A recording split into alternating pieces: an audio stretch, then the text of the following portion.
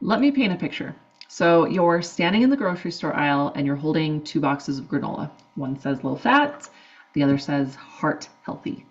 And you want to make the right choice, right? So you flip them over, but you just see this wall of numbers and ingredients, and suddenly your brain just like short circuits. Sound familiar?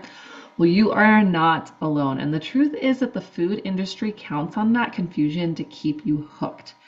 And that ends today. So tonight we're going to clear the fog, and I'm going to show you how to break down a nutrition label in under 30 seconds and instantly know if it supports your goals or is working against them. So if you're new here, I'm Coach Chelsey Rae, and I'm a women's fitness and metabolism coach who helps women over 40 to lose stubborn fat, regain energy, and feel confident in their bodies, all without starving, without suffering, or without giving up their favorite foods. So tonight I'm giving you the full scoop on something that a lot of women ignore, but really need to understand. So reading nutrition labels. Let's be real. Most people either avoid looking at the label altogether, or they just glance at the calories and call it good.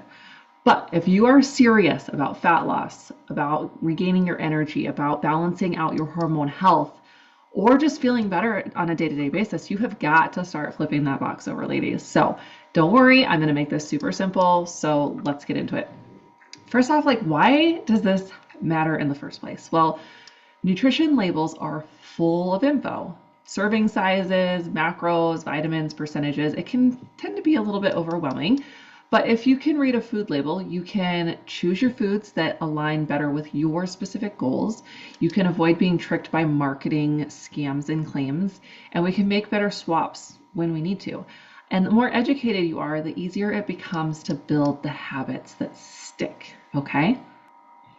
So the number one rule is to never believe the claims on the front of the package, okay? The keto, healthy, low fat, high fiber, all of those marketing pitches are bullshit, okay? Even the government approved claims like low fat or light don't tell the whole story, okay? So they might be low in fat, but they also might be like sky high in sugar or sodium. The bottom line is that if it needs to scream that it's healthy, it's probably not. Here's a couple examples. Next, let's talk about serving size. Now, here's where it can get a little tricky. So let's break this down. So the serving size is the amount on the nutrition that the nutrition label is based on, okay?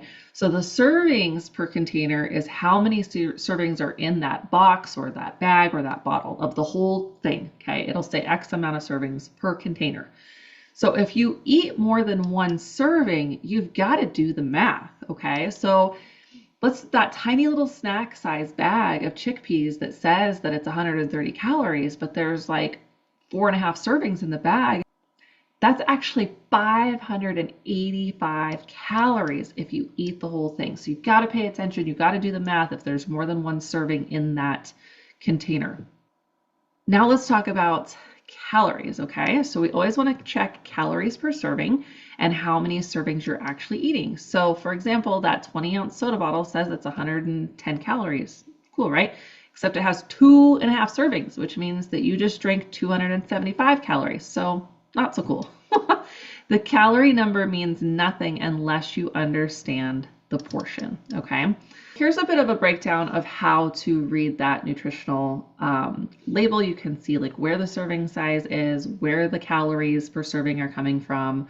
It's going to show you how many grams of fat per serving again, and then how many grams of carbs per serving, how many grams of protein per serving. Again, this is where we need to multiply this stuff if we're having more per serving size. So for this example, there's 8 servings per container. There's 230 calories. So if we ate all 8 of them, we need to multiply all of these numbers by 8, okay? So all of our macronutrients are included in the food label. So let's decode those macros. So your fat, we want to check for trans fats, and we want to avoid trans fats at all costs. We want to also watch for saturated fats. Some is okay, but not in a big excess. And then unsaturated fats, think like nuts, seeds, olive oil. Those are going to be your better options, okay? Carbs, so under carbs is usually your fiber and your sugar as well. So we do want to make sure we pay attention to added sugar. Anything over 10 grams per serving deserves a second look, okay? And we want to watch for sneaky sweeteners, things like high fructose corn syrup, rice syrup, or dextrose. Next, let's talk about protein. So we want to check for at least 10 to 15 grams per serving in meals or high protein snacks, something that we're considering high protein. So protein is a key for metabolism and muscle and staying full.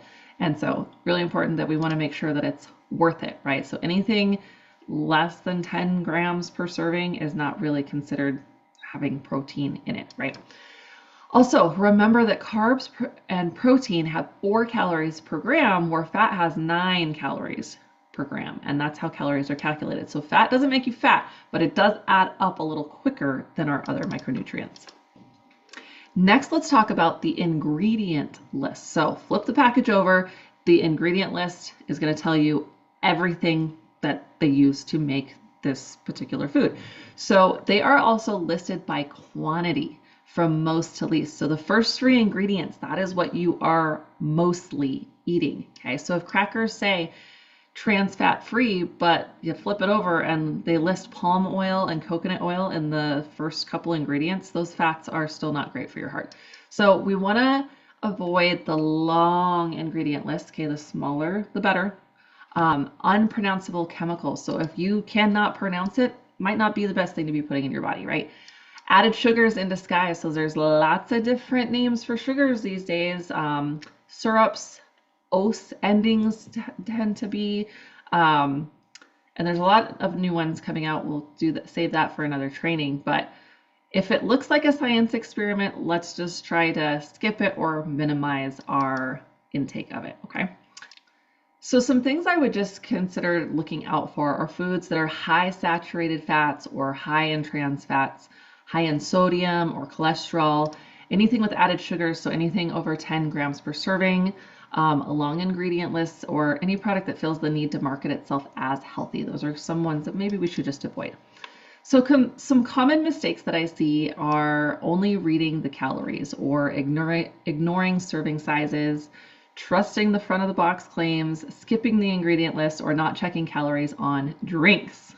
That's a huge one, okay? So we want to make this easier. So we're going to flip the box over. We're going to check that serving size. Okay, we're going to look at protein and added sugar first. We're going to skim the ingredients.